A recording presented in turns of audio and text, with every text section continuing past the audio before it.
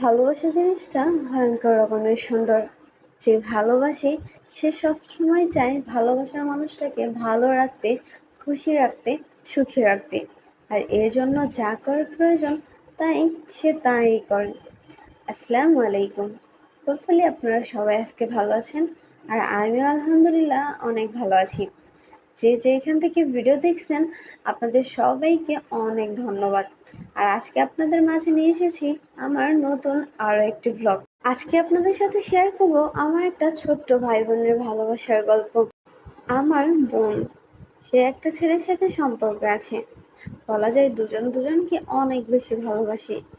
যদিও মেয়ের একটা অতীত আছে, ভয়ঙ্কর অতীত, তাতে কি, ছেলেটি তো মেয়েটিকে ভালোবাসে। আর তাই তাকে খুশি করার জন্য এই সুন্দর একটা গিফট করেছে।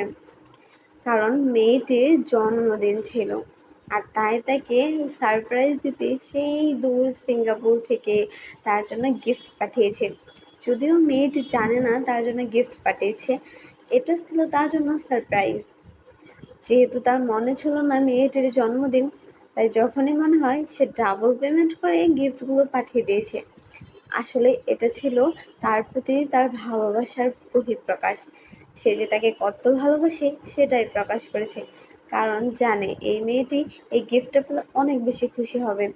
তাই আমার সেই ভাইটি আমার বোনকে খুশি করার জন্য এত সুন্দর একটা গিফট পাঠিয়েছে। আর ছিল সাথে এই জন্মদিনের কেকটাও সে অর্ডার করে পাঠিয়ে দিয়েছে। এই ব্যাপারটা আমার কাছে অনেক বেশি ভালো লেগেছে, তাই ভাবলাম আপনাদের সাথে শেয়ার করি। আর আপনাদের কেমন লেগেছে সেটা কিন্তু অবশ্যই জানাবেন। আর কেকটা আমরা সবাই মিলে কেটেছি, আর সে ছিল ভিডিও কলে। ভীষণ মজা হয়েছে আর ভীষণ ভালো লেগেছে। ভিডিওটি কেমন লাগলো সেটা কিন্তু অবশ্যই কমেন্ট করে জানাবেন। সবাই ভালো থাকবেন, সুস্থ থাকবেন। আর ভিডিওটা ভালো লাগলে অবশ্যই কমেন্ট এবং লাইক, সাবস্ক্রাইব দিয়ে পাশে